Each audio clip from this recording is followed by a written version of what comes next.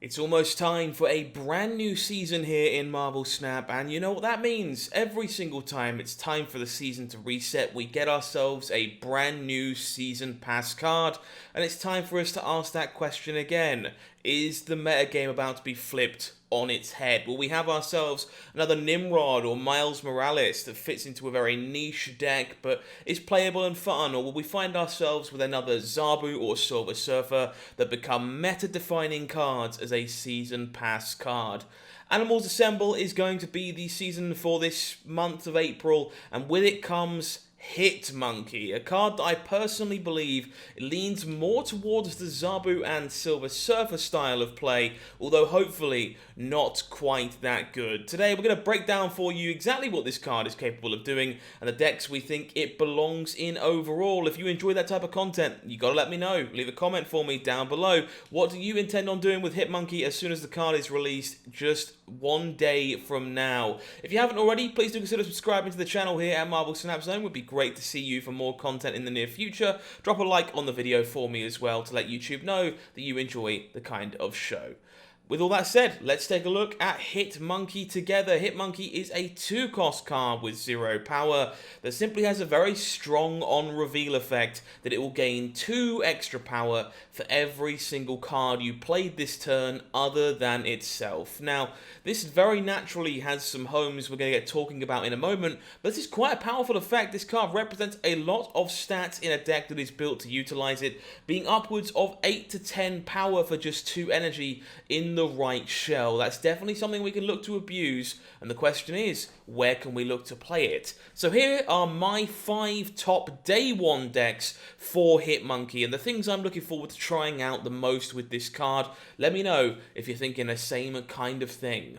So we'll start things off with the kind of lists that I've seen from many content creators and many players so far, the ones that are more obvious, upfront, and very exciting to try first, and then we'll get on to the more skeptical or creative ones towards the end. Bounce is an archetype that's been kind of having a bit of a resurgence as of late, with cards like Darkhawk and Korg filling in the role of stat sticks to enable the synergies between Beast and Falcon to win enough lanes. Maybe we no longer need that package to let Bounce to shine thanks to a card like Hitmonkey. This one shines exceptionally well in a deck like this because it plays very, very well with cards that you already want to be playing.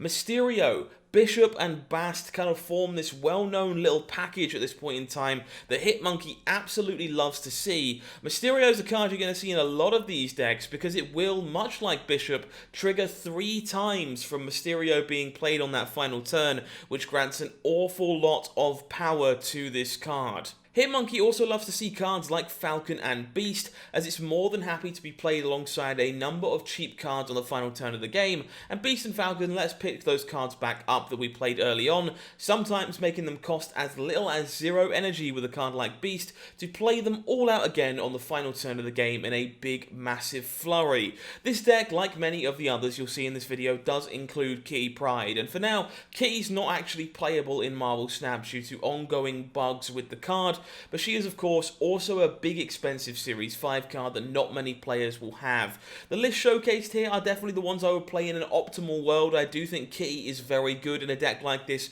with Hitmonkey, Bishop and Angela, but she's very, very replaceable in this and many of the other decks in today's video. In a deck like this, we can try and play some of the other cards that are known to be good in this shell. We can explore things like Darkhawk or Korg, or even some other good bounce targets down the line if you prefer. But this one, definitely something I'm very excited to try out overall. I think many people are. This package kind of contains all the cards we know are good with Hitmonkey and really should be a fantastic home for a card like this.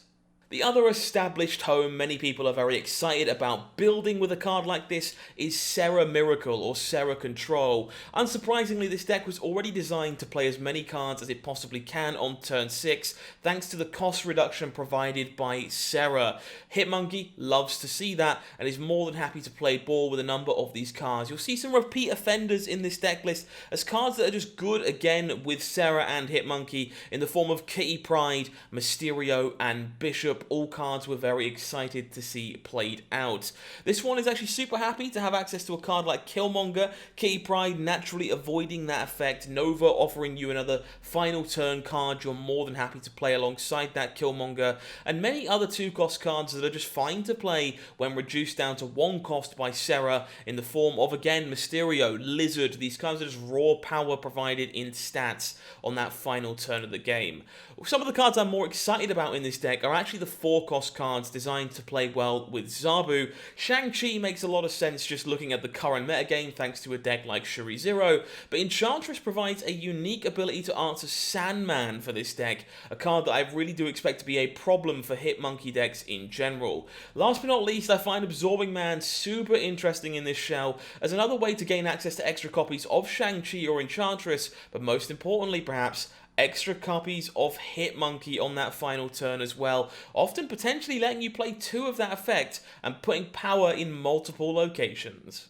Every time a Season Pass card drops that has less power than its cost, you know where I've got to try putting it. This is Negative Hitmonkey. Mr. Negative has been a bit out of luck recently, truth be told. It's found itself winning cubes, but not necessarily winning very many games, and maybe Hitmonkey might be the tool we need to change that this time round.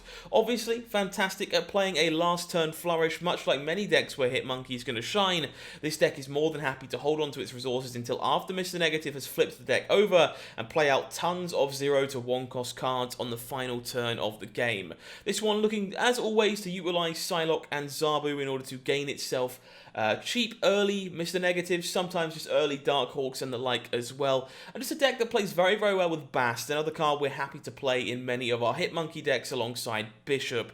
This one is definitely a little bit teched out still as well. Darkhawk and Black Widow, a little package we're choosing to play together to give us another good 4-cost card to go alongside Zabu, and another good ongoing card to play alongside Mystique, and Valkyrie, a great little flip as always in a negative deck, makes it cheaper and easier to play on that final turn. Another fantastic and powerful way of answering those Shuri Zero decks.